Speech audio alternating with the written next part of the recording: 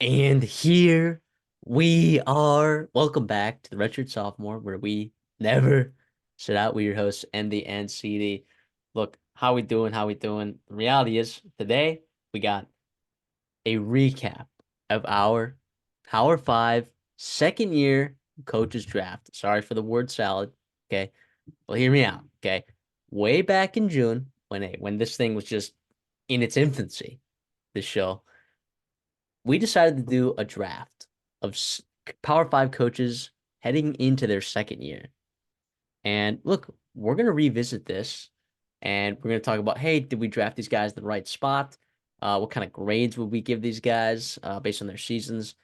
What is the outlook for these coaches? Would we draft these guys in the same spot now? It's all for giggles, to really see like where we ended up. And I think both of us had some solid picks. I think both of us had some inherently when you're drafting every single Power Five head coach in their second year, some of them are going to be duds. Okay. That's just what's going to happen. Okay.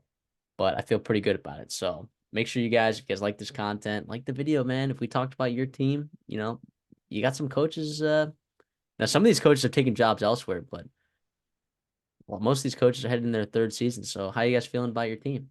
You know, how you guys feeling? Let us know in the comments below. Subscribe as well, of course. This channel keeps growing. We love seeing it grow. If you're listening on Spotify, give us a follow and a 5-star rating, and maybe meander your way over to the YouTube channel. All I'm gonna say is that there's pretty good content here. If you're not driving your car to work in the morning, you definitely should be checking out our YouTube. So, CD, what's going on? Nothing much. Excited to get to this. We talked about last year, all the way 11 months ago when we started this channel. This was our first content we wanted to get out there. And we thought the importance of second year coaches. Not only was the name pool massive with Lincoln Riley, Dan Lanning, Brian Kelly, Sonny Dutt. You had all these guys moving jobs just a couple off seasons ago. We talked about where like the importance of that second year leap, right? What you're showing growth, continued growth, momentum, not only on the recruiting trail, but also with the product on the field, and all that matters. And it used to be the third year, right? That third year was coaches get their guys in. Now most of the roster is theirs. But with the transfer portal now and expectations and the money, all that in college football, the expectation is now the second year, you take a nice little jump. Whether fair or not, that's the reality of it is. So yeah, so that's why we want to cover these guys. We got some nice people to talk about. And now we're recapping just our year ago,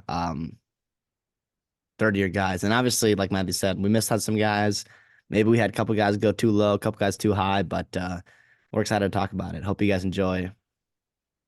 Yeah, absolutely. And I say we just get right into it. All right, with the first pick of the draft last year, a year ago, maybe 10 months ago. You selected Lincoln Riley as your first overall pick. Now let's talk about it. Okay, he went 8-5. All right, their offense was outstanding. They scored 41.8 points per game, which is good for, I believe, third in the country. At their defense, though, their defense. Okay, 121st in points per game allowed. They allowed 34.4 points per game. Just abysmal. All right, just abysmal. Okay, they finished recruiting in the top 20. I believe they finished 17th in the recruiting rankings. But that's according to 24/7. I don't think that's composite, but I'm sure it's right around there. Whatever the composite, it's pretty close to that. I mean, so how do we feel? I think a lot of people have kind of jumped off the Lincoln Riley train. Is that the case with you? Like, would you draft him here again? What kind of grade are you giving Lincoln Riley? Sorry for the rapid fire questions. No, I think it was definitely, I was probably a year too early. I bought his stock when it was at his all-time high. It's coming off a Heisman Trophy and just a surprising, jump from what they were when he got hired, I believe 5-7 a couple years ago. And then in year one, they went 10-2. They made the Pac-12 championship and they made a BCS bowl or play what's it called? New Year's Six bowl game, and everything was riding high for them. They had all this momentum, transfer portal wise. Caleb Williams was returning, but I kind of overlooked some of the deficiencies defensively and their turnover luck they had the year before, and that kind of caught back up to them. They ended up 7-5. Very disappointing year. I will say, like, I'm not going to sell my stock at all because I'd sell at a huge loss. And I also do think better days are for Lincoln Riley. This offseason was really nice getting Danton Lynn. I really think that's going to work out. Maybe not this year, but maybe a couple years. You think about what Jim Knowles is doing at Ohio State right there. The transformation that's happened it took a couple years to happen to really take its roots and to see that come bear fruit in the Ohio State program. I think it's going to happen here. The grade I'd probably have to give myself probably a C plus if I'm going to be realistic about it. I think the other guys we're going to talk about here that I absolutely should have taken, especially with the short term success and even the long term setup wise that they're able to do at their specific programs. Yeah, I mean Lincoln Riley wasn't. Yeah, you were buying him at a really high stock, but that doesn't mean that the stock can't return to what it was, and exceed that. You got a situation here where Malachi Nelson transfers out of there. So to me, that says Miller Moss and Jaden Mayava might be some dudes. And they got And Julian Lewis coming in a couple years if he stays committed. yeah, so it feels like this pipeline of quarterbacks may continue for Lincoln Riley. It's just gonna be matter. I mean, like I said, they hired DeAnton Lynn. Are you gonna see an improvement in this defense in years to come? Possibly. And if you do, like it's gonna be a pretty dangerous team in years to come. I don't know if it'll be even next year that fully kind of comes to fruition, but you know, they'll still be making bowl games. They should not be losing faith in Lincoln Riley. Like this is a long-term project, I think, in terms of rebuilding this program and the culture as well, the stadium atmosphere, which it hasn't been there, for a number of years. So this is not Yeah. a this is not a 1 year plug and play Lincoln Riley guy. Yeah, I know you use the transfer portal, and you can use the transfer portal to your advantage to kind of inject life at an accelerated rate into your program, but I think the reality is just give him some time, So, uh, you drafted him first out of let's see, we had 14 guys that we took, 14 Power Five coaches. Where do you think you would be drafting him if you were to draft again? He'd Just give me a probably go range. in that middle, like maybe third to fifth round there. We got a couple guys that there's probably four guys I would for sure take. Uh, Probably three or four guys I'd for sure take over him.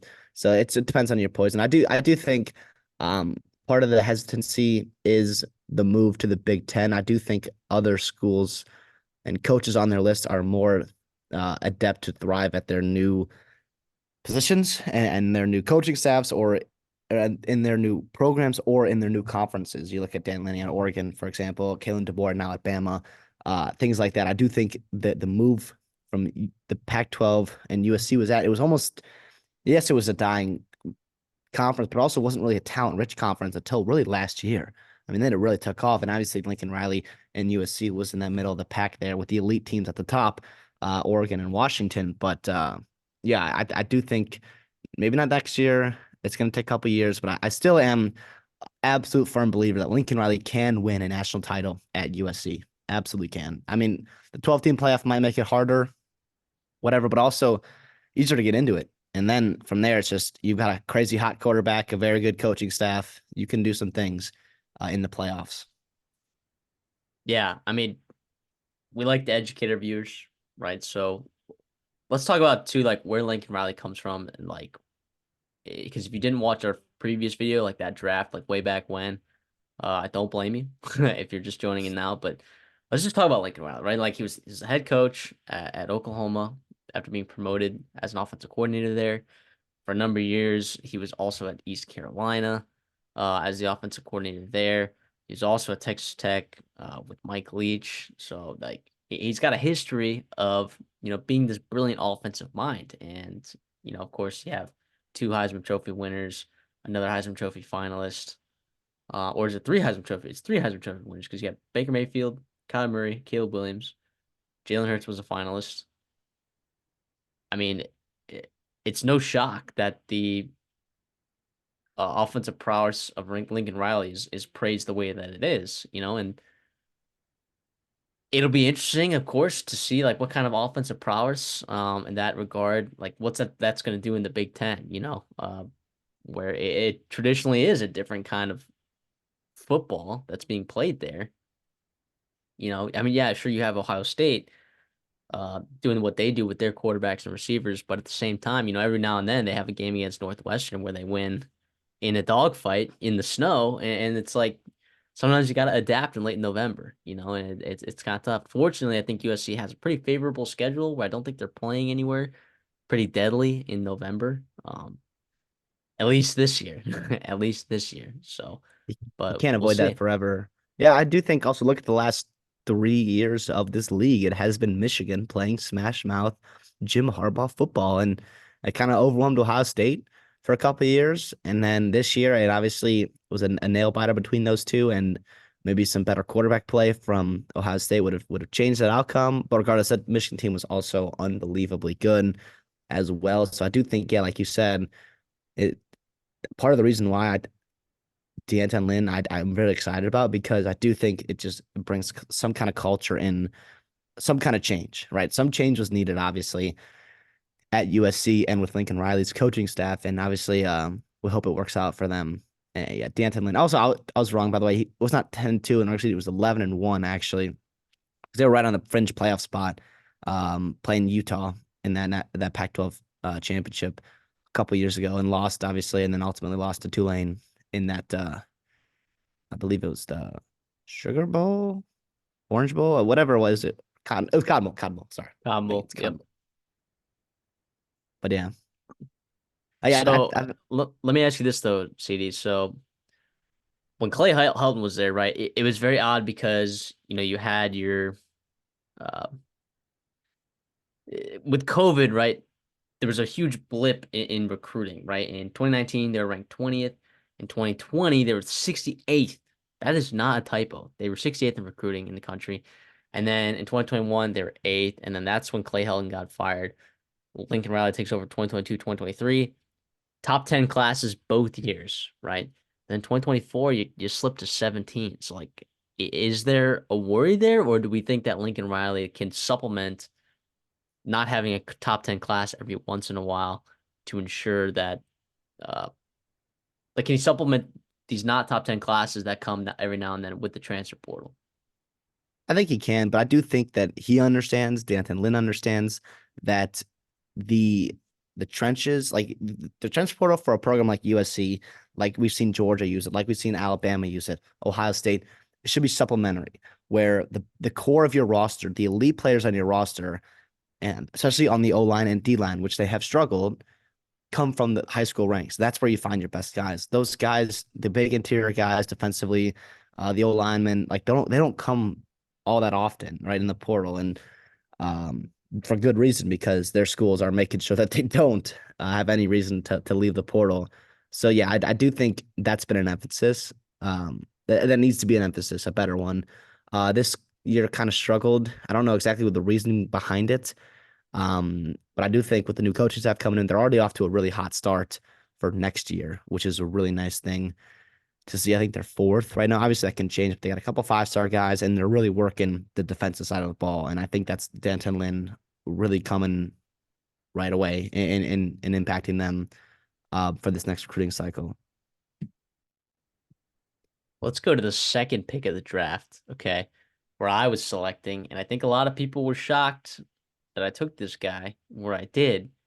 But in hindsight, I think it turned out pretty well. Dan Lanning went second overall to me. Um, the story there, right? Oregon, very storied program, specifically in the last, millennia, right? Mario Cristobal was there. He leaves to go to Miami.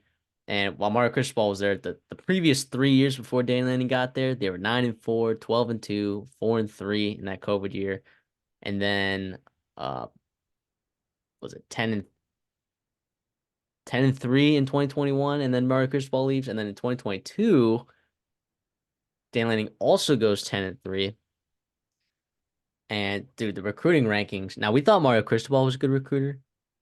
Okay, Dan Lanning is taking this thing to another level. Okay, in 2019 they were eighth, 2020 they were 14th, 2021 they were seventh, 2022 they were 16th. Okay, and then the last 2 years they were ninth, and then they just finished third in the composite 2024 rankings.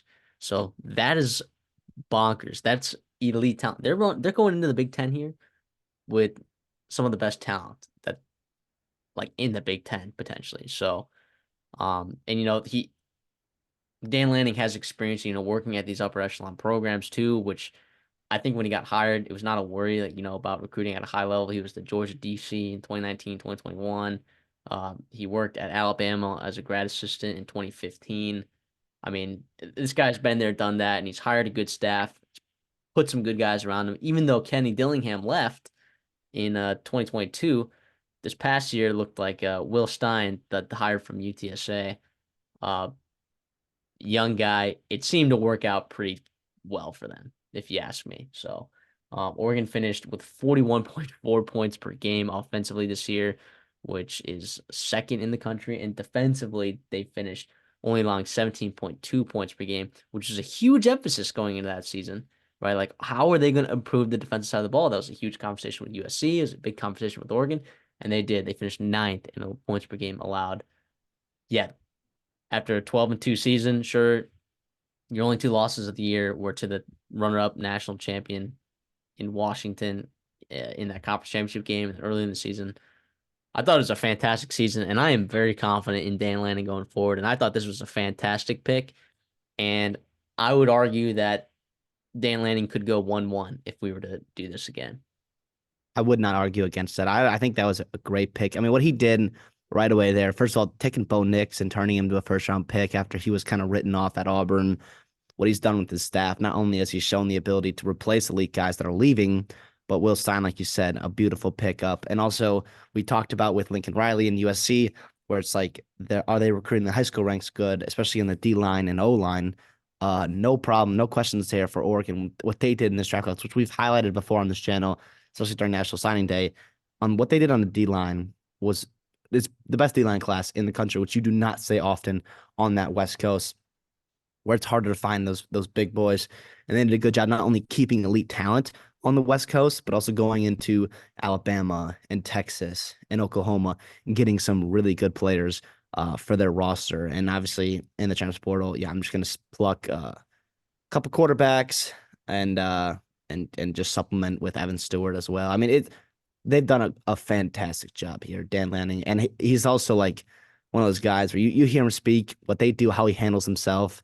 I mean, no questions about what he can do long term and sustainability for that program. And if you ask me, like top programs going into the Big Ten and next year and the years to follow, I mean, it's right there with Ohio State. I mean, Michigan a little bit worried because new coaching staff, all the transfers, or more so the NFL draft picks, all the change that's happening there. A little bit more question marks. There are zero question marks about what Oregon has done with Dan Lanning and what they can do in the future.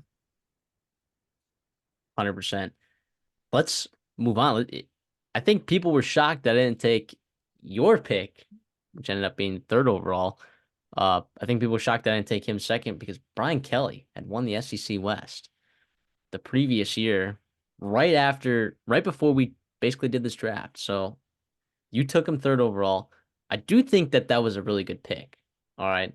I mean, you're talking about a guy that has won everywhere he has been. Central Michigan, Cincinnati, Notre Dame, wherever he's been, he has won. Okay.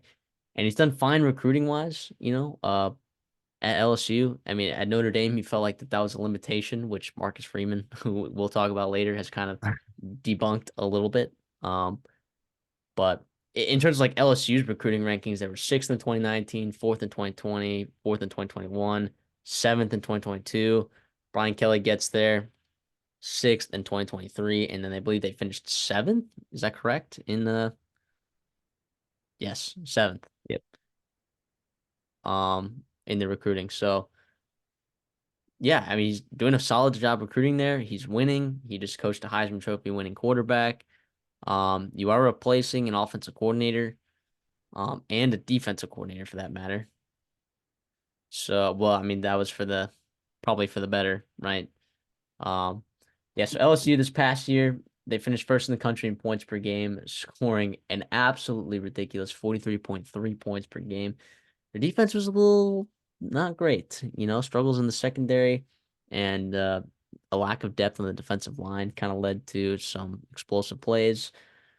29.5 points per game allowed, which is about 86th in the country. So right in that range. So not fantastic year in terms of I think what the expectations were for some people. I certainly had my expectations higher I did take their over, what I believe was 9.5 wins.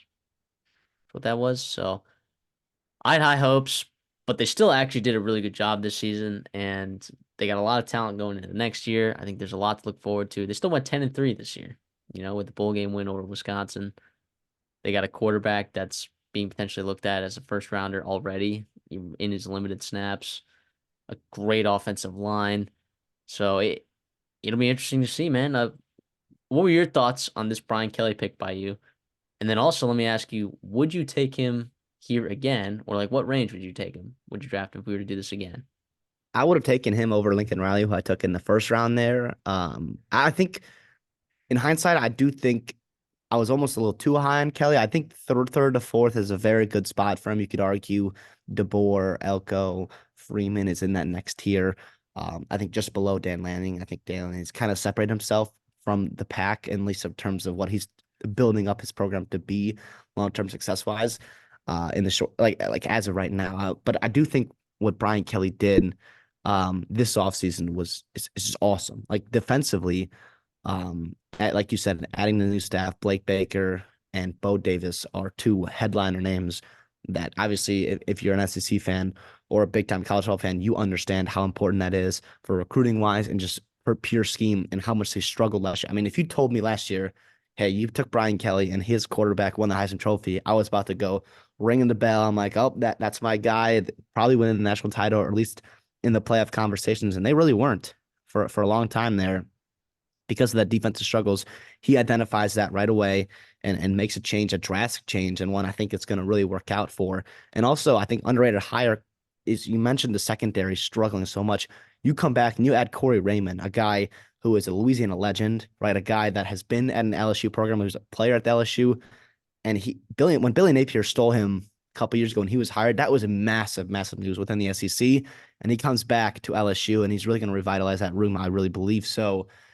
Will it be in 2024? Don't know. It's yet to be seen, but I still think the future of this program is still in really good hands, even though the SEC is getting loaded and loaded and loaded. Yeah, Alabama seeming to replenish with Kalen DeBoer, having a really strong offseason as well. All things considering, Texas is obviously hitting on all wheels, and so is Georgia as well. So I still think this Brian Kelly is going to really work out at LSU. And also, by the way, I will add when he got to LSU and he was doing that fake accent and all this other stuff, and everyone's like, "Is he going to fit in the SEC? Is he going to fit in the SEC? Is he going to work in Louisiana?" I mean, he just signed 18 of the top players in Louisiana, in the state of Louisiana.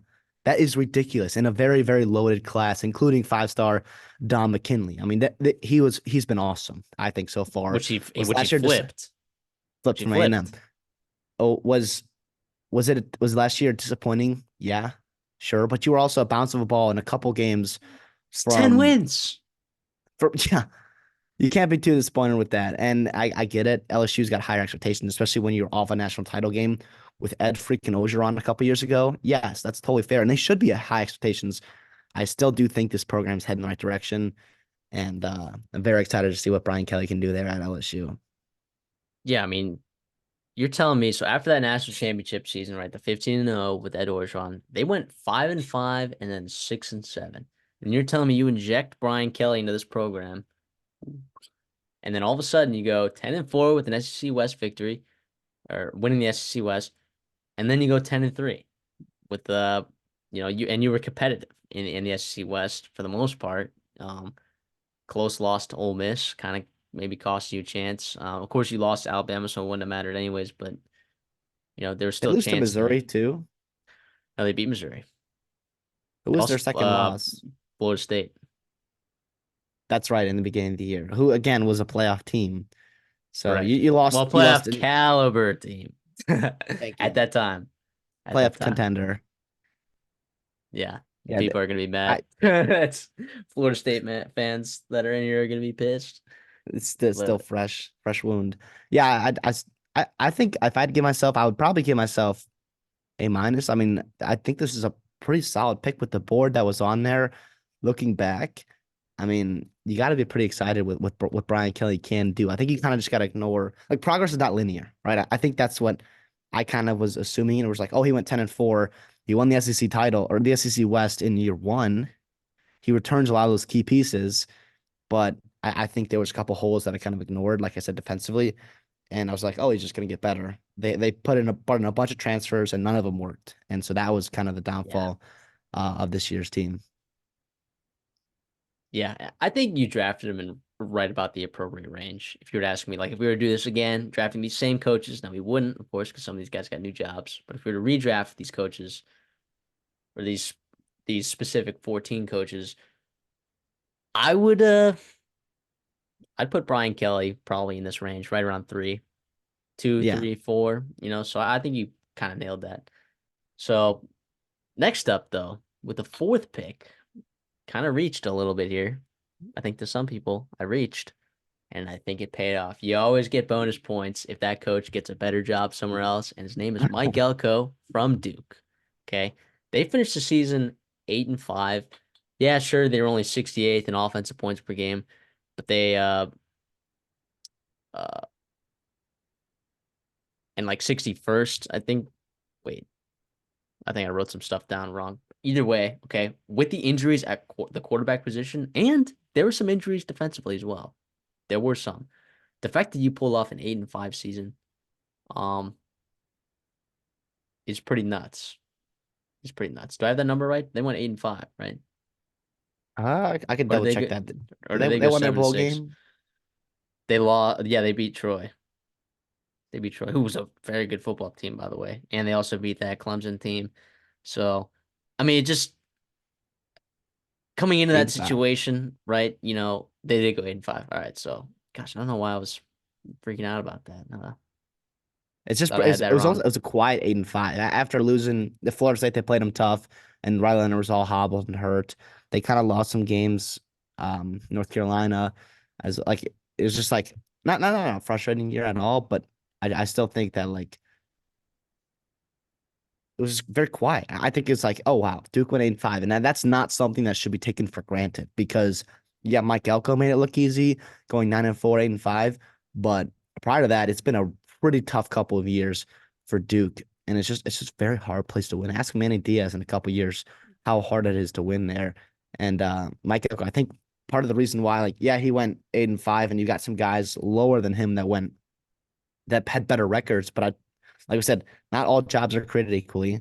Not you are not what your record you are not what your record says you are in college football. And also think about how do people actually feel about Mike Elko? I mean, he just got hired to one of the best jobs in America, being paid a boatload by Texas A&M. So, and he's done, by the way, a really good job with coaches and players following him there.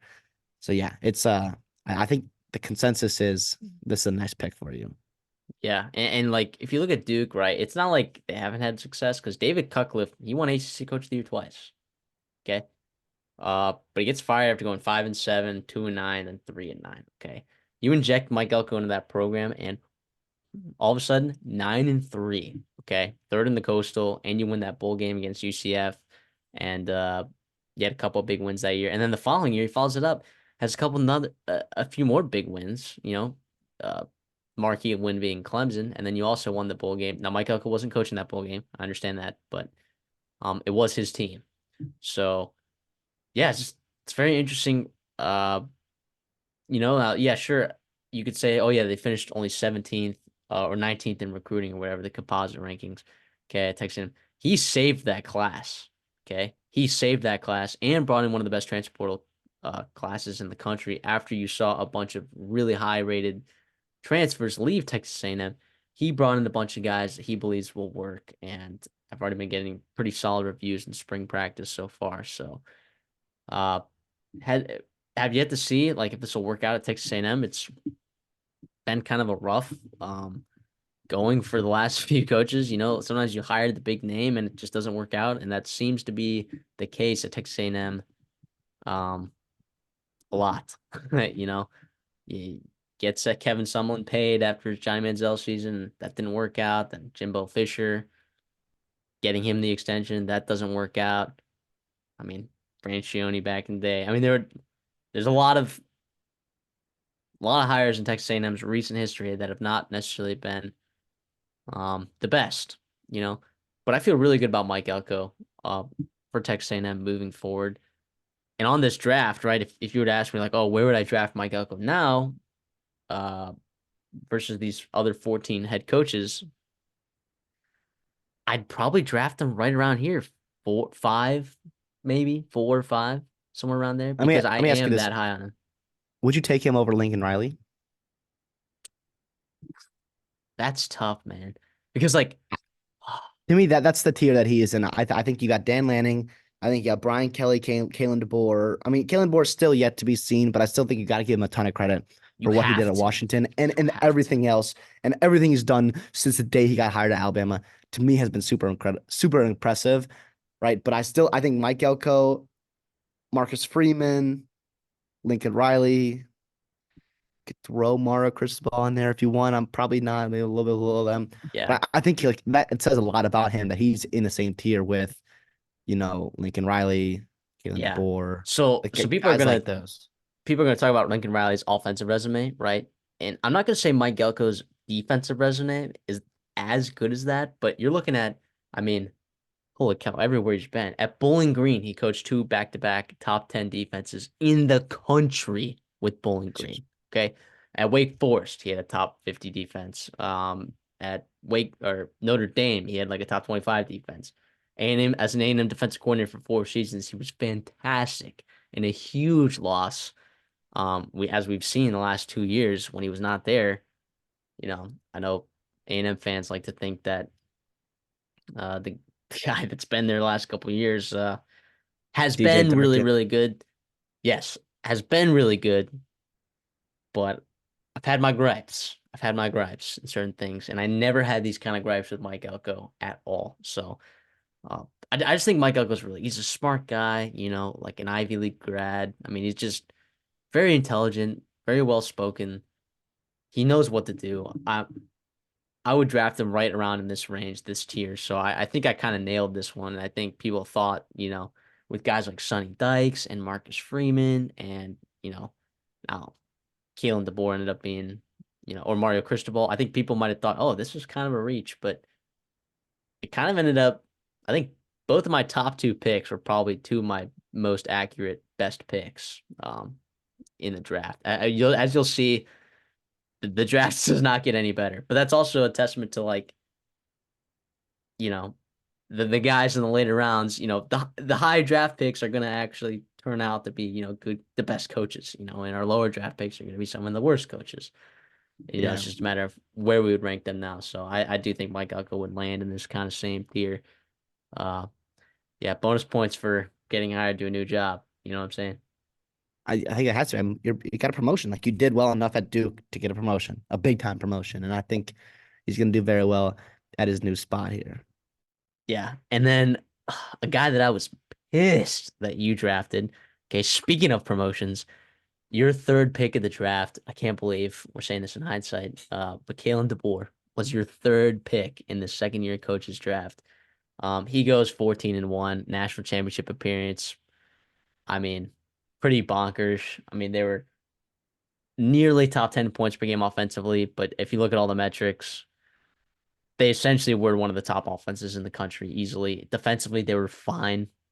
Um, sure, they gave up a lot of points per game, quote unquote, but like they also played some of the best offenses in the entire country, all year consistently. So, and they were going shot for shot with them. So, yeah, he's fantastic, man. I mean, overall, his career record, if you include the 14-1,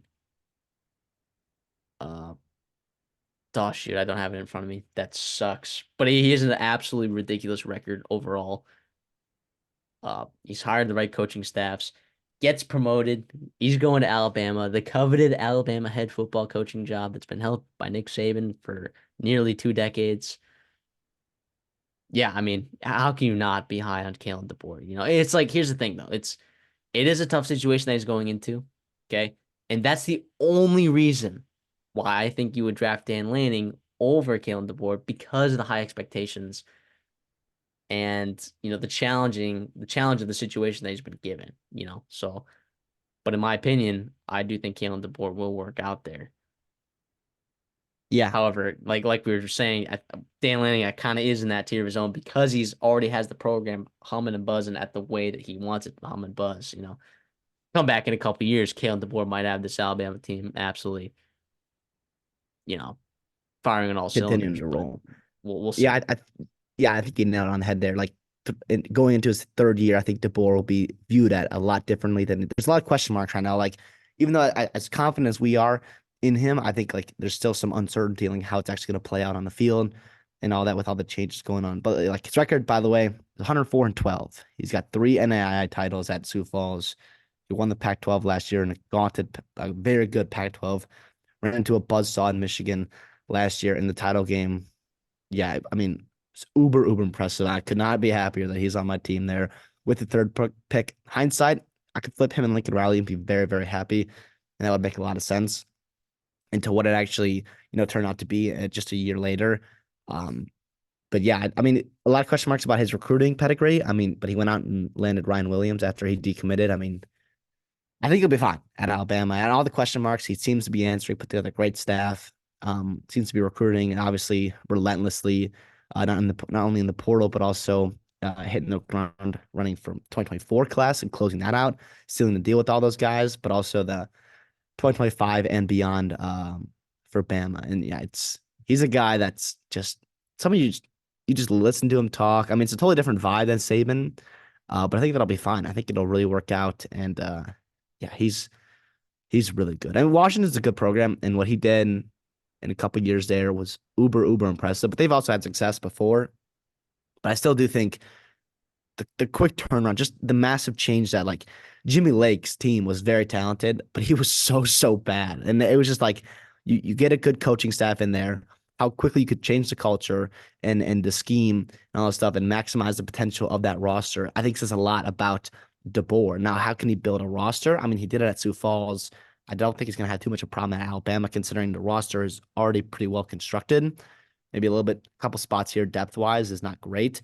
Um, but I still do think that I still think the future is very bright for DeBoer and Alabama, obviously. Yeah, I mean, and when he was at Fresno State, he was a winner in Indiana in 2019 when he was the offensive coordinator there. I guess 2019, 2020. I mean, he was with Michael Penix. Michael Penix had his best year. I mean, Indiana had probably its best statistically offensive season in its entire history. And he leaves, and you kind of saw what happened to that offense. Now, yeah, there were a lot of injuries. I get it. Okay. Including to Michael Penix. But the irony, though, is that he just hired that offensive coordinator that replaced him at Indiana, the one that kind of pooped the bed as Alabama's offensive coordinator, Nick Sheridan. So there is some irony there. But yeah, DeBoer is fantastic. And I think if you were to talk about, like you said, the range in which you would draft him, I think you switching Lincoln Riley with Kalen DeBoer is not crazy at all. Easily top three coach. Um, Probably if we were On this on list, this list, up, yeah, yeah, yeah, and like when you look at like coaching rankings, it's so hard to like evaluate a guy headed to a new job. But if you're just looking at his resume, I mean, he is easily one of the best coaches in the entire country, and quite frankly, I can't see an argument that you can make against that. yeah, and I think you also have like to me when I'm looking at this list right now, I'm trying to rank them, re-rank them again. It's like who I do think is next to win a national title, and I think Dan Lanning, DeBoer, Mike Elko, like Dan Lanning, DeBoer are like right there with each other. Elko, Freeman, Riley, probably in a tier of its own. Got some work to do that to get to that spot. But I think with Nick Saban leaving, Jim Harbaugh leaving, with Dabo Sweeney and Clemson just refusing to use the transfer portal, like you only have a certain number of coaches that actually have won a title. So it's very hard. It kind of gets all to pick your preference on who's the second best coach in college football, and like who's 2 through 7 is to me pretty interchangeable with what you want to do there after Kirby Smart, obviously. So yeah, DeBoer at Alabama now. It seems weird to say that, just because of how I, not different. Like he's similar in the same ways as Saban. We've talked bunch about it. I encourage you to go watch our videos back in January when DeBoer was hired to Alabama. But I think it's a pretty exciting hire for them and DeBoer. Yeah, and in this draft, I gotta give myself an A+ on this pick. I mean, to get him in the third round there, pretty good value. About He was probably the I best would player have. on the board. I think I expressed in the video too that I would have taken him right there. Like if you had Yeah. not taken him. And I don't know who you would have taken him over that, but yeah, it's interesting. All right, well, let's move on to my pick then. Right after your A+ killing the board pick. And this was a guy that I think people were so shocked that he slid this far, but Sonny Dykes, because if you remember, he was coming off, a runner up in the national championship game. And we talked about it. It's like, yeah, he's gonna slip this far because I mean, you're looking at the talent that he's losing, and like I don't know if he's replacing it with the same kind of talent. Like I don't know that he ever will be recruiting at the level that some of these other guys are recruiting at. So, um, yeah, they finished 5-7, 41st in offensive points per game, 79th in defensive points per game allowed. They're recruiting. They only finished 34th. They did well in the transfer portal though. So this is an interesting one. I think Sonny Dykes is a really good coach, but eh, I think in both instances, last year and this year, we might be affected more by recency bias than maybe we probably should be. Like I would draft him lower than I drafted him this past year. Now this could look different in the new Big 12. However, there are other Big 12 coaches that I think that I would take over Sonny Dykes based on what I project for the future of those programs. That's not to say TCU won't be a good program these next couple of years. They could end up winning the Big 12, 3 of the next 4 years. Um, but I still wouldn't take him over these other guys.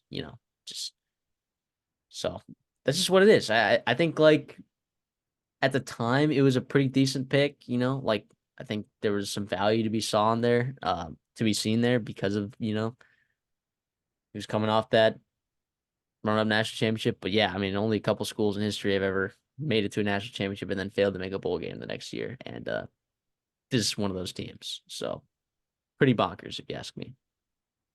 Yeah, I think this is one of those I'll get similar to Lincoln Riley where I'm way more comfortable if you ask me now that buying stock in Sonny Dykes when it's a little bit lower today than it was just 12 months ago, coming off that national title game appearance. You mentioned all the change that went through. That's totally fine. He made some coaching hires too. Kendall Briles replacing Garrett Riley didn't quite work out. Maybe in year two it does. You have Joe Gillespie at DC. You bring in Andy Avalos, who I think is a really good hire for you at Yeah. DC. You may remember him from Boise State. Before that, he was at Oregon, the DC there, and Boise State as well as defensive coordinator. So he's had very good success um, getting the most out of their defenses. So I think that's a really nice pairing with Sonny Dykes there. TCU is a program that's had some success, even in the Big 12. You remember the Gary Patterson days with Javon Boykin. I mean, they were right there for in the college football playoffs. Boom, right there. And then, they didn't play the Big 12 championship game because they didn't have a championship game. And they got bumped down for obviously that very, very good Ohio State Which team. is still wild, but yeah. Yeah, so it's kind of crazy there. So they've been very close to making the playoffs a couple times, but also winning the title. Obviously, I wouldn't say close a couple years ago. I mean, they obviously got blown out, but they were a game away. So who knows there? I like what they did in the portal. I mean, you think Josh Hoover's the guy. James Brockmeyer's a really nice spring ad for you on the O line. He had a beautiful spring for Alabama. It's just not going to get playing time there because they're bringing in Parker Brailsford. So he's coming over. You bring in Eric McAllister, who's following Andy Avalos Yeah. from Boise State. There's some nice pieces here. And I do think with part of the reason why I'm more comfortable buying Sonny Dykes now than I was 12 months ago is one, the value's lower, but two, you're in the Big 12 where there is a ton of open gaps for you to make that playoffs. I mean, it would not surprise me if TCU won the Big 12 this year. It just wouldn't. I'm not going to pick them to, no, but it just wouldn't surprise me with how open and how similarly talented all these teams are. And I do think with their pedigree, what they've had, um, with their success recently, but also historically as well, that would not surprise me for them to be a team that consistently recruits in the top three of the Big 12. I mean, they were 24th a couple years ago. Last year was not great. I mean, or this past year was not great. Um, but yeah, we'll see. We'll see. Yeah. I mean, so would I draft him this high again? Probably not, but that could also mean that if we were to do this again, that he might have some value, later down the board, projecting for the future. Because I think he'll be at TCU for what feels like the long term, even though they had a rough season this past year.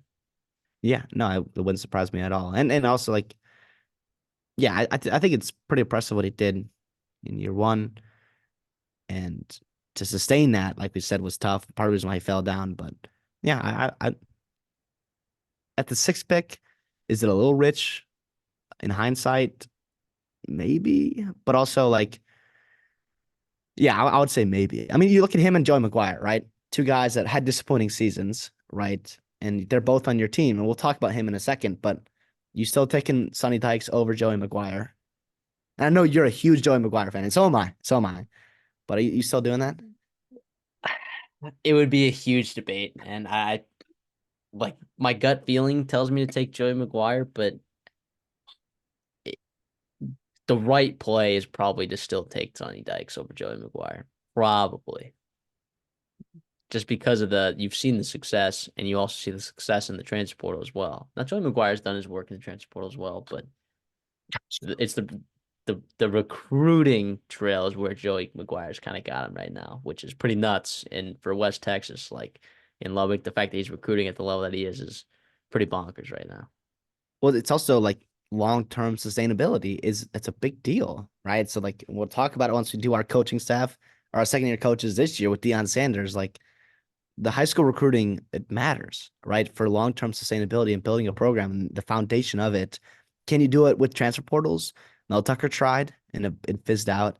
Deion Sanders trying right now and it didn't work. It's what to be determined, right? But I still think, yeah, that matters. The core of your roster has to be from the high school ranks. And McGuire understands that. And I think Dykes does too. I think they're just slowly working on it. Yeah, let's get it to the seventh pick of the draft by you, which I think was awesome. It was a great pick. It was Marcus Freeman. Okay. In hindsight, I would absolutely take Marcus Freeman over Sonny Dykes. Um, you got some crazy value. They went 10-3 this year. They were seventh offensively in points per game. Now, does that tell the full story about their offense? No, but they had a really effective running game. Defensively, they were seventh in points per game allowed, and I do think their defense was pretty solid. And they ended up in top 10 recruiting class for Marcus Freeman. So it feels like Marcus Freeman was maybe drafted a little bit too low. Like I would put him, you drafted him at seventh, I would put him in the 5 to 6 range, is where I would put Marcus Freeman. So you did get some value there, I think. So is that how you feel about this? Yeah, no, I think so. I mean, obviously, you take him over Sonny Dykes. I think there's an argument to take him over a guy like Lincoln Riley. I think they're right there with each other in terms of like the foundation of their program going forward. And I think Lincoln Riley moving to the Big Ten, while Marcus Freeman now he doesn't have the automatic bid to the to the playoffs like the Big Ten championship does have.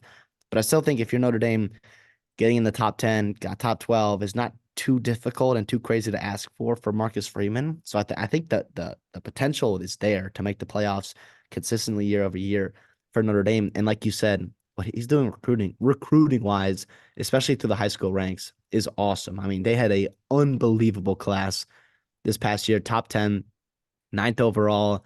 And even the year before that, they did a really good job. And they couldn't quite close out on guys like Keon Keeley and others that ended up elsewhere, but they still hit on some guys. Jeremiah Love, Braylon James, guys like that. Christian Gray going to be a big piece for them this year. Jaden Greathouse is really taking that leap in that staff or in that wide receivers room. So yeah, to me, it's Marcus Freeman's a guy. I think a lot of was made by his really bad losses he had in year one at Notre Dame. But I think we needed to understand that there was going to be a learning curve, a culture change, a set coming in for Marcus Freeman to be the guy there. And I think there was some learning pains that they were going to grow through. And you kind of did in year two. You saw that the Sam Hartman pick was beautiful. I love the Riley Leonard marriage with a guy like CJ Carr in the background. Um, so yeah, I think it's they're doing some nice things and they supplemented nicely in the portal as well. I mean, Notre Dame's a school that's maybe tougher to transfer into with their academic restrictions in terms of who they can recruit and get. But you get some guys from Duke, get some guys from Northwestern, you supplement here and there from Clemson and Arizona State with some guys that are going to be impact players for you at the skill positions. Yeah, Yeah. I really like Javante it. Javante Jean Baptiste last year worked out for you in the transfer portal. He got drafted to the NFL. E- So Exactly.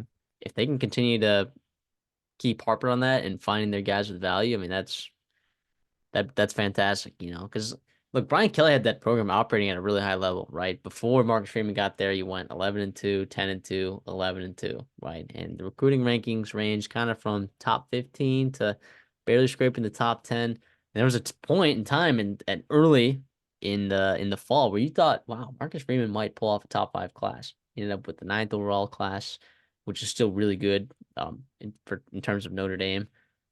So yeah, Marcus Freeman has this program running at a pretty decent level. I would anticipate this Notre Dame team competing for a playoff spot next year for sure. So yeah, on this list, I would. This was a great pick by you. I think you bought the stock while it was very low, and I think its value is higher right now. So good on you, man. Yeah, I think also the hire he made this offseason. I mean, Mike Denbrock, say what you want about him. I still think bringing him back to Notre Dame, I think he'll have success, especially what he did with Daniels is going to translate. The more and more I think about it with Riley Leonard, he had a ton of success coaching wide receivers back when he was at Notre Dame. You think of guys like Will Fuller, CJ Prosise, TJ Jones, Miles Boykins, Chis Claypool, right? And then obviously with Cincinnati with Desmond Ritter and then LSU. I mean, this season was unbelievable. I mean, most people could have called a pretty good offense with the amount of first rounders they had on that team. But regardless, I still think he did a pretty damn good job. So I again with Marcus Freeman being a defensive guy, you're gonna have to nail that offense coordinator pick, right? And Denbrock's a guy that I don't know if he's really looking to be jumping all these different the next coaching spot. I think once he's settled in Notre Dame, I think he'll be fine there for years to come, which will help with the development of guys like CJ Carr and Riley Leonard. Yeah, 100%. 100%. Let's move on. Let's talk about Joey McGuire, who I took with the eighth pick in this draft. Over some guys that are some big names. He was a guy that I was super high on. I didn't actually take the Texas Tech over, believe it or not, despite how high I was on Joey McGuire. They finished season 7-6. They were 64th in offensive points per game. Of course, Tyler Shuck got hurt. The defense ranked 63rd in points per game. Um, and I do like their defensive coordinator that they have there. But the big thing, recruiting. They finished with a top 25 recruiting class. That's pretty fantastic if you ask me. Historically, here's where Texas Tech is ranked in recruiting, okay, with Matt Wells, all right, who had his own issues at Texas Tech. 65th in 2019, 47th in 2020, 55th in 2021, in 2022. Joey McGuire's actually not his first year, 46th. Then Joey McGuire's first recruiting class he brought in was top 35. So already a huge jump, right, from those other four with Matt Wells. And then 2024, you finish with the top 25 recruiting class. That, that is good. Joe McGuire, his ties in the state of Texas are nuts, right? He's a legendary Cedar Hills high school football coach. Then for a couple years, he was a positional coach at Baylor. Um, was that under Dave Aranda and Matt Wells? Was Matt Wells there?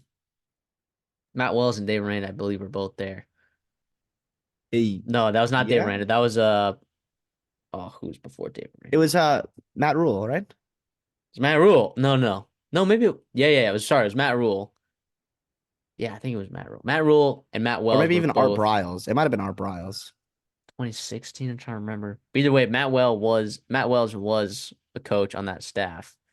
So it's funny that they just went from one Baylor staff member to another. But look, I think so far, I mean, in 2022 they went 8-5, and then you go 7-6, back-to-back years making a bowl game for Texas Tech. In the new Big 12, look, you're looking for players in this that there's going to be a power grab. We talk about it all the time. At Texas Tech right now is recruiting at a higher level than anyone else in the Big 12. So Joey McGuire is putting I this mean, team. take a second. Wait, take a second and just let that sink in right now. Texas Tech fans, enjoy this moment. This is awesome. That statement right there. I'm sorry to interrupt you. I think that speaks volume and magnitude on like that matters, man. That matters. Yeah, yeah, it does. And Joey McGuire is also winning games. And he has not had a starting quarterback in the last 2 years start more than 9 games. Okay. He hasn't. So what does that tell you? That tells you that Joey McGuire's kind of got this thing running. Not only because a lot of these like lower, I don't want to call Texas Tech a lower tier program because it's not. But I'm talking about It's like if you're it's not looking a for a top tier blue meteoric, blood. if you're looking at like a meteoric rise in a certain conference, like those special teams, like like TCU, I'll give that one as an example. Washington, right? You had exceptional quarterback play, right? Texas Tech is still winning games without exceptional quarterback play. So it'll be interesting. I think Zach Kittley's still there. Is he still the offensive coordinator there? And Tim DeRuyter is DC? If they are, which I haven't checked uh, before this, or if just forget, I like both of those coordinators. I like Joey McGuire, what he's doing, acquiring talent. I mean, y'all got a 5-star wide receiver in the state of Texas, battling it First out five star ever. With Texas A&M and with Texas and whoever else. Like A lot of they're people wanted the use of Mike uh, Hudson. exactly. So this is just I'm still high on Trey McGuire. If we were to do this draft again, I might draft him a little lower, but that doesn't mean I don't think his stock will go up, if that makes sense. Like if you're looking at I might be tempted to take him exactly where I took him at 8. I think the 8 to 10 range on this list is probably where you would take him, but I would be very tempted to take him at 8 again.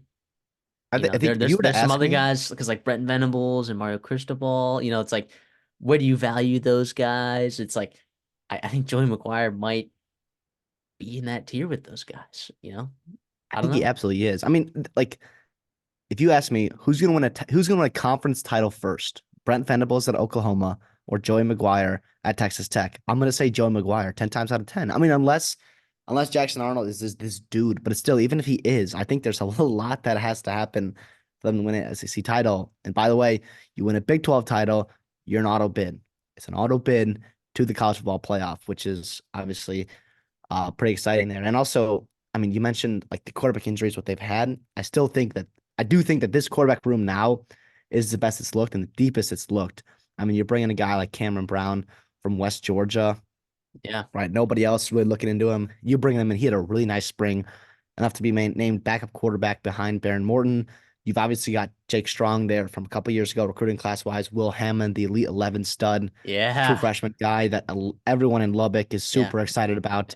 And Barry Morton played hurt last year for a lot of the year. He So did. like, and I've had my criticisms about Baron Morton, but like that is something you have to calibrate. When you're calibrating for the expectations, what you think he's going to do in this next season and down the road, like you do that is something that you have to factor in there that I don't think everyone's factoring in there. So Joey McGuire, dog, dog, and I would still draft him as high as I did. I think if So you switch Marcus Freeman, all right, and Sonny Dykes, like I think Joe McGuire's like you said, right there in the next pick where I mean it's him, yeah. Cristobal, So I Venables. I mean, you think pick your poison there. All three good recruiters. It's just like who's in the best position to succeed in the near and long term future.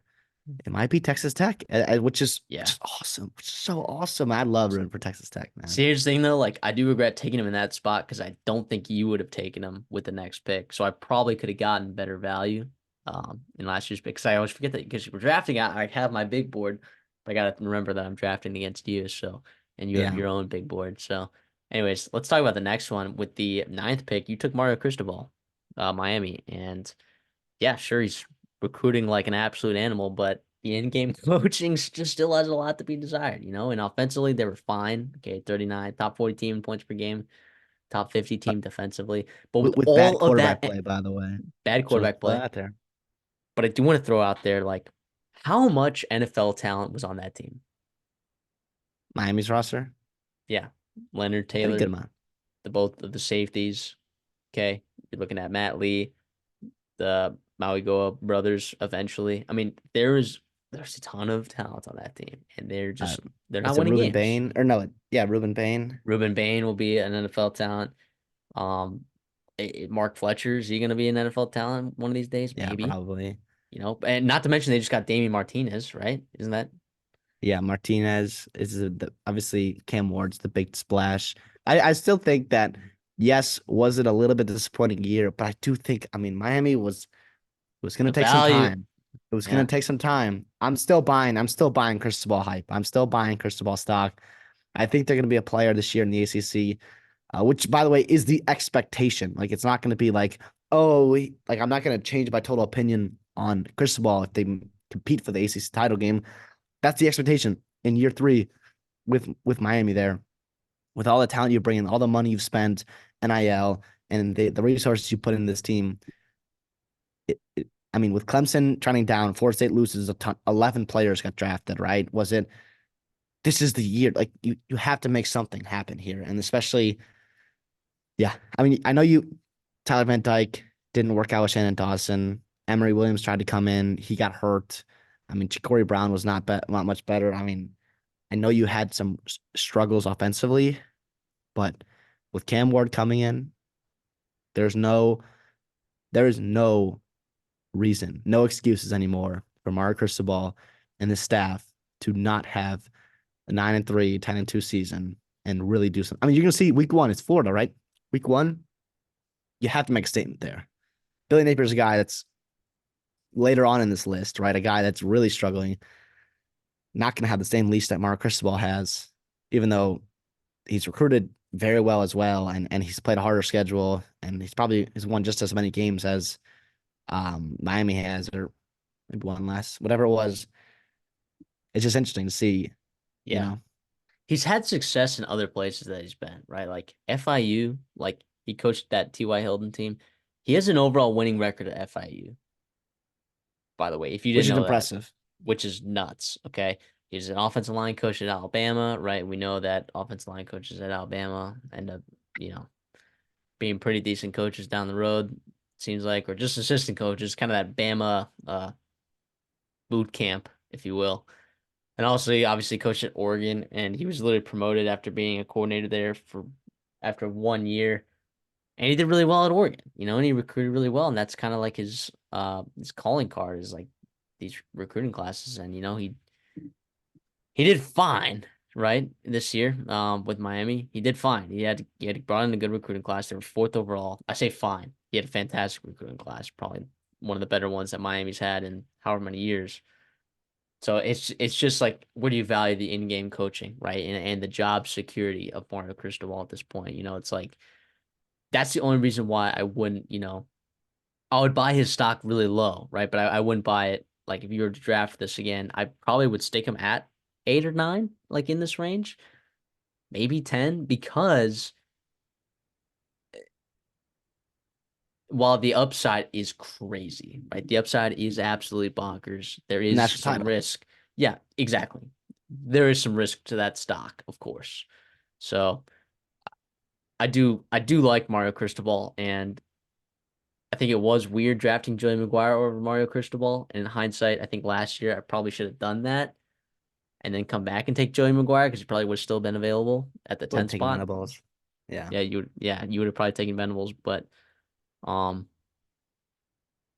it worked out though, I think for me because you know with the 10 pick I think I ended up cashing out pretty good. So uh but yeah, any other thoughts on Mario Cristobal and like is this is probably where you would draft him again, right? Or I know you're higher on him than I am, but I think you'd have to consider him a little bit over Sonny Dykes, maybe, in terms of just the future projection. But in terms of security, yeah, this is obviously one of those. That's part of the reason why, um, I believe you took Jake Dickert over Billy Napier was because they could go.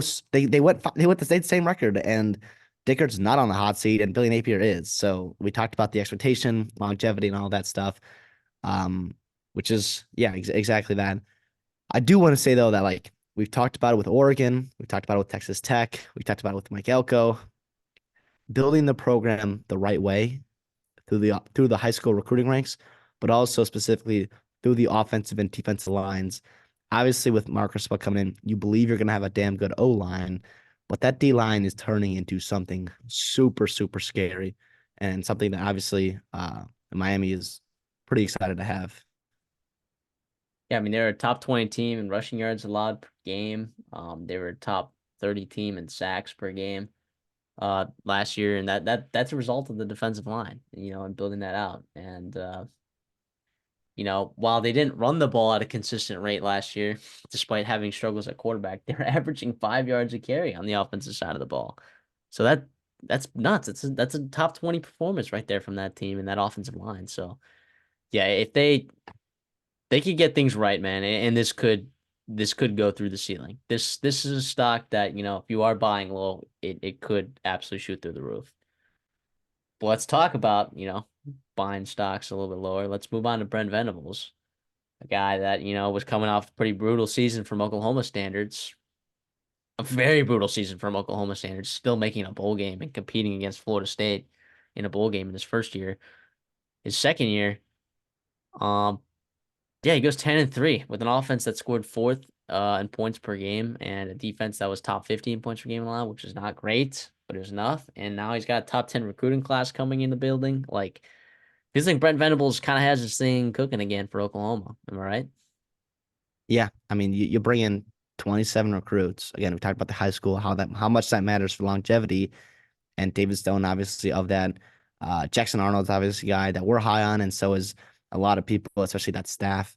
Obviously, choosing him over, a guy like Dylan Gabriel, who's a veteran guy, uh, and they going with the future and the upside of Jackson Arnold. Yeah, I think it's pretty exciting. I think obviously moving the SEC is scary. I posed the question where it's like, is Joey McGuire going to win a conference title before Brent Venables? I think that absolutely could happen. I think it probably will, but the reality is you can win a title game at Oklahoma. You can win a national title, an SEC title at Oklahoma. And I still think Brent Venables is a guy that can absolutely do that. What he's doing in the recruiting ranks, supplementing in the transfer portal. Yeah, it's super, super impressive. Yeah, I mean, look, and he's got the pedigree, like the resume, going into this, you're like, oh, because I'm pretty sure he was his first time head coach. Despite, I mean, he won the Broyles Award at Clemson as defensive coordinator, was defensive coordinator at Oklahoma before that. So I mean, like, I think there was some nervousness there, like, hey, you get this guy in the building, like, oh, does he know how to operate a large program such as this? But feels like, he clearly got the Jeff Lebby hire right? I mean, now that Jeff Levy's the head coach of Mississippi State, so it feels like Yeah. you can trust him to kind of assemble his staff. It's just going to be like, hey, can this defense continue to get better, right? And it feels like that with the talent that they're bringing in the building, specifically on the defensive line, I think it is. I think it is going to continue to get better, and you get some nice talents back that you thought might go to the NFL, such as like Billy Bowman.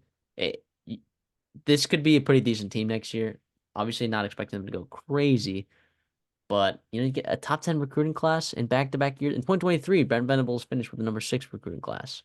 2024, he finishes with the 8th. Back-to-back top 10 recruiting classes, which Lincoln Riley can't say when he was there. So that's pretty nuts. Uh, yeah, I'm super high on him. It feels like he should go higher than this, right? Like definitely like probably like in we picked him what 10th overall. Probably should be like 7 or 8, 9, 7 to 9 range. Is that fair? I feel better about his sustainability than Mara Cristobal's. I just think a little bit better in-game coaching. You saw him win the big game against Texas this year, Yes. which is obviously a massive. I mean, you lose to Oklahoma State, but I mean, who wasn't at that point in the year? So Mike we love Mike Gundy. Gundy. So it is what it is. I do think, yeah, like, I mean, you're probably putting him above Joey McGuire and Sonny Dykes in terms of just like pure coaches I'd rather have. And I think that like the upside with Venables is more than what Dykes and McGuire can do, I think, because just of the program he's at, but also with the way he's recruiting. I mean, you bring in Seth Luttrell from North Texas to be your offensive coordinator, a former head coach at North Texas. He's also, by the way, his alma mater is Oklahoma, which is exciting as well. So yeah, I mean, it's pretty good, looking pretty good for Oklahoma fans. I think the Lincoln Riley shift was a big one, and it hurt and it shook you guys to the ground, and you kind of had to rebuild from the ground up. But there's also a part of me that thinks that the way Venables is building that core up and that culture up in the program is almost a faster track to a title a national title than Lincoln Riley, what he was doing at Oklahoma, and is just sending out Heisman quarterback after Heisman quarterback and hoping that he could just outscore all his opponents. But Venables, I think, is doing it the right way. He's he learned how to dabble Sweeney, except he's actually using the portal, which is, by the way, if Dabble Sweeney was using the portal, he probably has another title, probably right there with everyone else in top two, three coaches in college football. So I think you have to be excited about Brent Venables and Oklahoma. I do think the move to the SEC is a tough one. And with all the losses you have, especially on that O line and quarterback wise, it could be pretty tough in year one. But like we said, the way they're recruiting there, I mean, you got to feel good with the sustainability of this success. 10 wins. And Yeah. by the way, 10-2 in the SEC, that gets you in the playoffs just about every year. Yeah, absolutely. I'm just realizing now though, um, so the first day we took four guys, I think. But I think like once we got to this day, I think I picked first. So I think I actually picked Brent Venables first. I think I picked him 9, and then Mario Cristobal I think went 10. Yeah, Because then I because you went, took McGuire over Freeman. Yeah, I remember oh that. yeah, I did. So okay, so then maybe all right, so then maybe we got that wrong. So I definitely do think the day one that we did the first 6 picks. I'm like almost positive. Maybe not. Maybe we only did the first 4. Maybe we did it in groups of 4. Oh no, here it is up here. Yeah, so Venables was the 5-1 in the first pick in the fifth round. Cristobal went 2 in the fifth round. So yeah, so starting with Venables, um, it's that's when we flipped day 3. We flipped. So is Okay, okay. Venables went and then Cristobal. So you took Venables over Cristobal. And it's something obviously I think you're probably going to do again. I would probably do that again. Yeah, I'd probably do that again. But man, the I'm just glad that I didn't take Sonny Dykes before killing the board. I was freaking out for a second. I was like, no, wait, did I actually do that? But yeah, so I guess rounds 5 through 6, 5 through 7, I guess we flipped them. So um yeah, so I guess we'll go back to your regular scheduled program right now, and I'll go with what was probably the hottest pick of the day when we did this was Jake Dickert at 11, Washington State. Who did I draft him before? Billy Napier. That was the ultimate debate, which who would have thought that that would have actually been a legitimate debate? I certainly didn't think so. And you kind of brought it up earlier. The reason why is because the job security, man. Like one, I was high on them this year, and so were you. You legitimately took Washington State's over. Now that didn't work out for some reason. I have no idea why it didn't work out. But yeah, yeah, sure, you lose a ton of talent. Okay. Now we could not have predicted that they were going to leave the Pac-12 or the Pac-12 was going to do what it did, right? So I probably wouldn't draft Jake Dickert. I might not draft Jake Dickert even this high. Like there's definitely a guy below him that is on this list that I would take before him. I don't know that it's Billy Napier though, because Billy No, Napier, like he's just he's a he is walking dead man. he is one of the toughest schedules I've ever seen in my entire life. Do I think Billy Napier is a pretty decent coach? Yes, absolutely. But can that also mean that he doesn't meet Florida's expectations of when they hired him? Yes, both things can be true. So it's kind of whack. It's kind of whack. But Jake Dicker, it might actually help him with his job security that the Pac-12 is doing what it is because they're playing a Mountain West schedule and they should You're gonna win more definitely games. win. They should definitely win 7 to 8 games at least. So I don't know what their over/under win total is. It is going to be interesting because like quarterback, like it's not Cam Ward. Is it going to be uh, John Mateer? Is it going to be Zevi Eckhouse? Evans Chuba? I don't know. I don't know.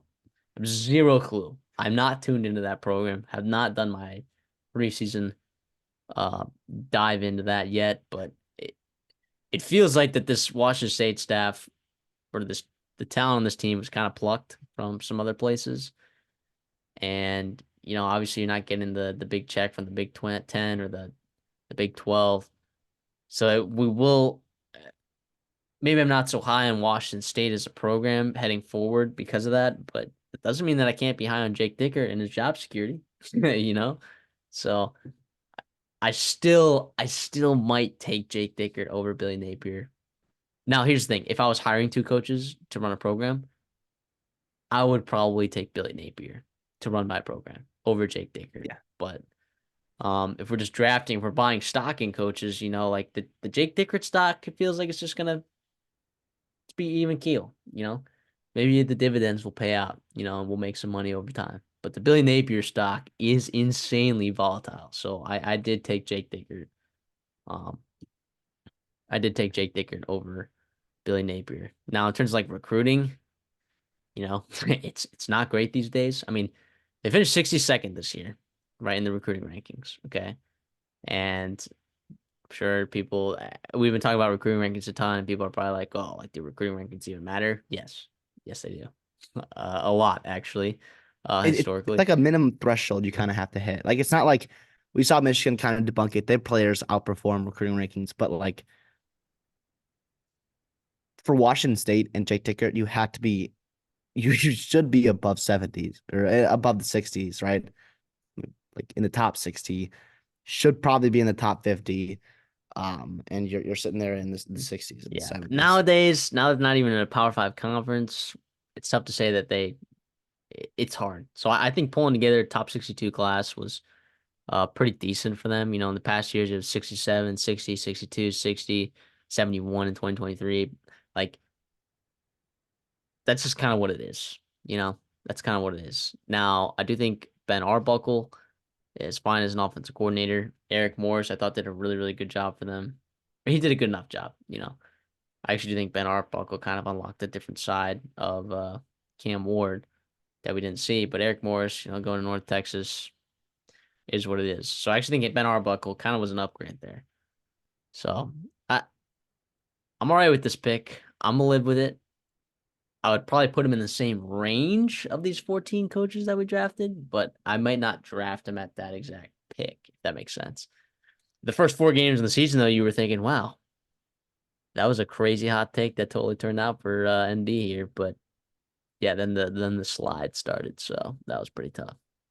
It was tough, but I do want to say that remember, Washington State and Oregon State did get a buyout, a massive buyout from the Pac-12. So at least in the short It's term, true. you're gonna have some money to work with in your athletic budget, and you're also working on a deal with the CW to kind of exclusively broadcast Oregon State and Washington State, and hopefully that brings in some revenue as well. And I do think with the schedule, I mean, they're over under 7.5 with all that talent that they lose. I mean, Cam Ward was most of that team, and Josh Kelly, and Brendan Jackson, and Rod Stone. Those guys are all gone. And you not like you've been recruiting at elite level to replace those guys. Like that stuff matters at a program like Washington State. You can't just plug and chug, but they're over and under is 7.5 because of that schedule that they do play. I mean, you get Texas Tech and Washington in the out of conference, but there's not much else after that. You're playing a bunch of Pac-12 schools. I mean, Mountain West schools, which by the way, yes, the Mountain West is awesome and we love it, and we covered it a bunch this offseason, but or in this season, but still a lot easier than your classic Pac-12 schedule where you're playing USC, Oregon, Utah, Oregon State, and all those teams. So obviously, like the potential is there. And by the way, I'm gonna keep saying that. I don't know if this is the year for it. I would actually bet against it that this is the year. But to me, there is a scenario where Washington State is one of the best schools in the G5, quote unquote, and can get that at large bid or that not at large, yeah, that final bid for the top G5 program and make the playoffs. I don't think this year's year or even next year, but I think like I don't know if it's Jake Dickert or whoever it's going to be, but with the money that they have coming in and the resources that they have already built up from being in the Pac-12 for so long, I mean the potential is there to have it. Jake Dickert does have it to rebound. It's going to be a big offseason. 11 is probably where I'd put him. I don't think I would take Napier above him. I really don't this year. I just think the way it's looking, I don't know what Billy Napier can do to really save his job realistically.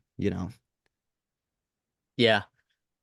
Uh, let's move on. Let's accelerate this thing because I know we've been going on for a long time. But Billy Napier, right? Billy Napier. Billy, Billy, Billy, Billy, Billy, Billy. Now, I think it was interesting for us, I think, to draft him as low as we did because I think people were a lot higher on him because he's a good recruiter and all this. He was hiring some good staff and yada, yada, yada. Uh, well, now he's in a spot where he is an absolute he's absolutely between a rock and a hard place right now. I mean, how is he going to get out of this? Like, they have to find ways to win games. If Florida is smart, I think even in a dud of a season, they will hold on to Billy Napier. But I don't think that the administration has the patience for that. If it is really, really, really bad because of the schedule, they could end up moving on from Billy Napier. And it's just hard to draft a guy, like in this coaches draft with 14 other coaches, like for the guy that probably has the least secure job of maybe one of two guys. There's probably like two guys on this list that have like the least secure jobs, right? Um, and one of them is Billy Napier. So it's like it's hard to draft him. It's hard to justify drafting him higher than we did, and I think we did a pretty good job valuing where he was at. But yeah, you drafted him. So how do you feel about him? I mean, it was not. I mean, it's kind of just who's left on the board. I overdraft him in terms of Brent Pry, who we'll get to in a second here. Yeah, I mean, I think we both really like what they're doing over there in Blacksburg, Virginia. So, but with Billy Napier, like you said, he's recruiting fantastically and he's doing all the right things off the field. It sounds like, but they just had way too many of the same mistakes you saw in year one occur in year two with the penalties, with the struggling offense or the struggling big time plays, whatever it was. Like it was just not it, in terms of I don't know why it didn't work out exactly, but I don't know if it gets much better. I mean, you lost a couple guys to the draft, you lost some guys to the portal. You're bringing a new coaching staff a little, like you kind of revamped everything in a last ditch effort. And then, oh, yeah, you have a brutal schedule, which your over under is 5.5, but your under is minus 194. It's almost 1 to 2 odds where you have to bet $10 just to win five. Um, so yeah, it's pretty tough sledding, I think, for Florida and Billy Napier. But like we said, like I don't think this devalues him as an actual like coach. Like I do think he is a successful head coach at some point in his career. Is it at Florida with the way it happened here? Probably not. Because I don't think in just the way college football works nowadays with the portal and job securities and all the money that's being invested, like I just don't think he has the time to make it work. And if you have a hard time telling recruits that you have a safe job or whatever it is, like it's hard to get guys to come to your program to make things better in the first place. So it's kind of just like once you start trending downward, you just keep trending downward, which is why we talked about why the second year matters so much for these coaches, right? And that's why we're doing this whole thing is because it matters. And you saw Florida take a step back from year one to year two, and year one wasn't even that great, anyways. That's why it's so much harder to continue to sell your program to recruits and coaches to turn the ship around.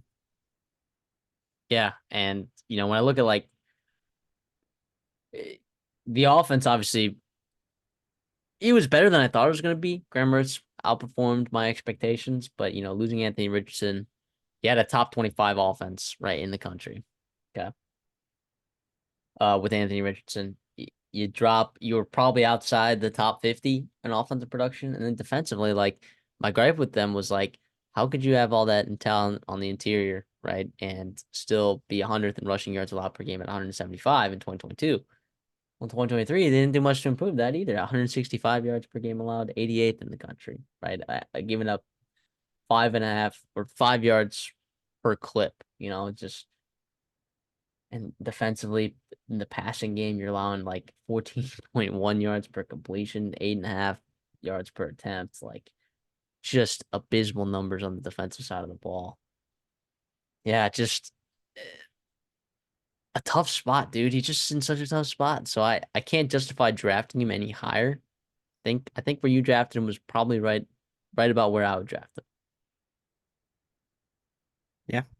Yeah, yeah. I mean, it's the day three of our draft. It was the late rounds. So, I mean, it's just kind of what you got left. And Billy Napier was my pick. I would have taken Brett Pry over him for the record. So, but it is what it is with Billy Napier. By the way, I'm rooting for him. I think Florida, what they can do and would be awesome if they pull their shit together and they surprise everybody would be fantastic. And obviously, I do think when Florida is better in college football is better for it. So obviously rooting for them to turn it around there in the swamp. Yeah, well, you just brought up Brent Pry a little bit ago. Let's talk about him. I took him the 13th pick of the draft.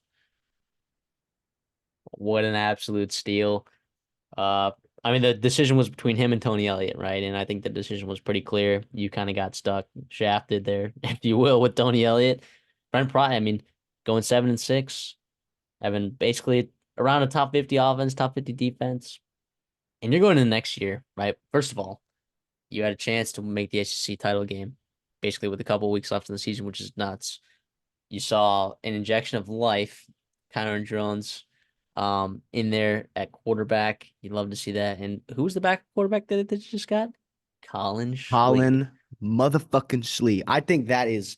I told Matthew. I like we were talking the other day. I was like, dude, fuck, man, I'm all in on Virginia Tech. I mean, I know it's your backup quarterback, and I know it's not going to, maybe change the course of any given game, but I do think that matters. And what if you're taking the over on a team or taking them to future, right? Like, you're going to want stability if all hell breaks loose and your quarterback goes down or whatnot. Colin Schlee is that dude, man. He is that motherfucking dude. So I'll let you get into it He's though. just a similar play style, is what we'll say. So, Yeah, and I guess I anyways, was I was upset with the whole UCLA how it happened at UCLA. That's what I'll say. I was upset with that. That was he was terrible. Yeah, but Kent State, Colin Schlee was just dynamic, dynamic in the MAC. so Brent Pry finishes 45th in the recruiting rankings, which is not necessarily up to snuff in terms of Virginia Tech standards. However, however, I mean, in previous years, you have to go back to 2019 to see a top 40 class, right? So this is one of the better recruiting classes in the last couple of years, kind of similar to 2023, 2022. I just think, the damage that was done to the program by Justin Fuente, which by the way, I thought was going to work out there, uh, it, it's going to take time to repair. But with the schedule that they have laid out this next year, which is, in my opinion, one of the easiest schedules in the ACC, which makes it one of the easiest schedules in Power Five, you just they could win some ball games, man. I think 20-1 odds to win the ACC is a sneaky bet. So I really like that. And I like what Brent Pry's doing with this program, man. I think he's kind of got the winning bug right now back into Virginia Tech's program. And, maybe we could start to see some life there. And I think I would take Brent Pry in hindsight ahead of Jake Dickert. I think I would take him ahead of Billy Napier. So we drafted him at 13th. I probably wouldn't go higher than 10 if we were to draft this again. But still, this was a stock that I bought when it was pretty low, and it's got some value now. Yeah, I think he's a guy that did a lot of things. I think he exceeded my expectations, right? For Virginia Tech. And obviously, I think with everything returning, what he did retention wise was awesome. And then also in the portal, if you ask me, their biggest need is D tackle, interior defensive lineman. And you bring in two guys in the transfer portal, including Aeneas Pebbles, who, by the way, I think the industry is way, way, way too low on. I think he was awesome for Duke last year. He's gonna be a real game changer for the SEC. You bring a guy from JUCO, you sign another freshman out of your recruiting class to really supplement that roster and kind of fill that need, which was well done. Backup quarterback was also a position of need. Although I love uh Pop Watson, their backup quarterback, but I think he's probably a year away from really being able to contribute meaningful snaps for you. So obviously Colin Schlee is. I do want to say their recruiting class on the surface, yes, 45th is not great, but they only signed 16 guys. And if you're looking at like your averages, it's a lot better than what the total composite number does kind of get inflated if you sign more players, which it should obviously, but I think you only had 16 spots because you brought back so many pieces. You didn't have many scholarships to go around for the high school ranks. So that's part of it too. And I do think you had some decommits late in the cycle. You were trying to flip some guys late in the cycle, and you couldn't quite close the deals on guys you got on campus of highly rated players. So I just think it's like it's almost there. You're right there. Like you said, they're almost there in the SEC, the ACC title game in November. They were competing for. I think it's like right on the verge, right on the verge. Eventually, that dam I think is going to break with Brent Pry, and people forget. By the way, Vatech was a damn good program in the 2000s, and I think that they can get back to that. Maybe not like elite level where they're top 10 team consistently, but I still think they should be absolutely ranked year to year and be able to compete every couple of years for the ACC title game, an at-large bid in the playoffs, or that automatic bid for the ACC. So yeah, Brent Pry steal with the second last pick in the draft. Yeah. Well, let's talk about the last pick in the draft. Tony Elliott. Okay. Virginia replacing Bronco Mendenhall after Bronco Mendenhall went 9-5, 5-5, 6-6, which, you know, I think Tony Elliott at the time was seen as a good hire, but to be honest, I don't know that he was all that good at Clemson. Was he really that good? Was he as good as I people mean, say he was? you had. I mean, I could have called offense there with Trevor Lawrence and Watson and all those guys there. I mean, yeah. I mean, yeah, he's done some nice things, I think, at Virginia in terms of offensively. You bring in Malik Hmm. Washington, who we were down on. I do really like the Andre Green and the Chris Tyree bringing those guys in. Obviously, Calandria is about as frisky as it gets in college football. And as a true freshman last year, he was just obviously you're gonna have some growing pains here, but he's a guy that I really think um hopefully Tony Elliott as an offensive guy himself should be able to get the most out of. So we'll see. Yeah, I mean, I didn't hate the staff that he brought in this past year, Tyler Bowen and Chris Marr, but like, reality was, or sorry, I'm still talking about Brent Pry, aren't I? Tony Elliott, man. I mean, if Anthony Calandria like doesn't go in there like and do what he does, I know he didn't start every single game, but like there were some games that they won because of Calandria, right? I mean, like, sure they went, dude. I know they I had the mean, tragedy that happened to them, right? So they only ended up playing 10 games the year before, and that'll set a program back and all this stuff. But it feels like Tony Elliott, along with Billy Napier, have the least amount of job security of these basically third year head coaches, I guess. I will say, like last year, your schedule was just pitiful in the ACC. Like you avoided a lot of the top dogs, which was good. But I mean, you played a lot of teams in the ACC really, really close. Other than Virginia Tech, who's your rival, but they were also clicking on all cylinders at that point, and Georgia Tech, who, by the way, I'm also super high on. Like every game was the Louisville game on that weeknight was close. Miami, you had to go to overtime. You lost to NC State. You played them close. Boston College, you played them close. So I mean, you're just here and there. But I also think that like I don't know, man. I mean, Colangelo like against Mike Elko had 270, three touchdowns, and like you That's barely won true. against a beaten up Duke team. But like that's my point is like the talent level on the rest of the roster is not as spot where like consistently you can win 5 to 6 to 7 games to keep your job. And by the way, Virginia, I mean Bronco Mendenhall had great success there, but it's not an easy place to win at all in the 2000s. So Well, the let's talk reality about of the Bronco program, Mendenhall. Let's talk yeah. about him. His recruiting rankings, he was 42nd when he was there, 53rd, 37th. Um, and then, those are good rankings. And then, you get Tony Elliott taking over and you go 64, 64, and now 88. You know, it's just like Now the 88 number is because they signed, you know, not as many guys. 13 guys. But it's also like I know. how many freshmen want to go play for Tony Elliott, understanding that his job security is not what it once was. I get you can transfer now whenever you want, but I think that's part of it too. Like it's hard to recruit at Virginia, but also hard to recruit when you haven't taken that step forward. Yeah. And yeah.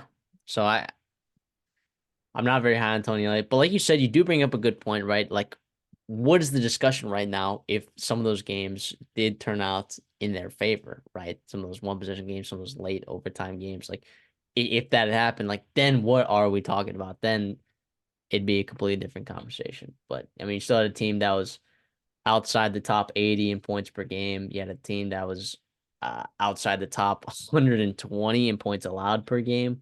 So I mean, you're looking at this is a bottom feeder team, and it takes a lot to when you dug a hole that big, and all you got's a shovel to dig yourself out of there. It's not easy. It's not easy. No.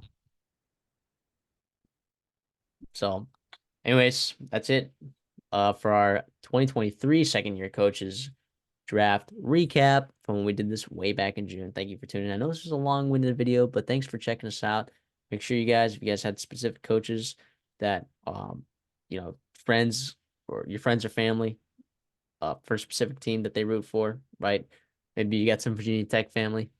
Maybe you got someone who knows uh that's a USC fan, make sure you can you just have to send the individual cut ups. You don't have to send this whole video to them. But we appreciate you guys. If you guys have stuck around this far, you have to like the video, right? I mean, at this point, you've been here the entire time. Like the video, subscribe, comment, let us know your thoughts on some of these guys. Where would you draft some of these guys? Also, if you're listening on Spotify, give us a follow and a 5-star rating if you would, please. Thank you very much. CD, anything for us on the way out? No, appreciate all what you guys do for us. Like Matthew said, like and subscribe. Hope you enjoy the content and stick around for more college football this offseason. Absolutely. We'll see y'all in the next one.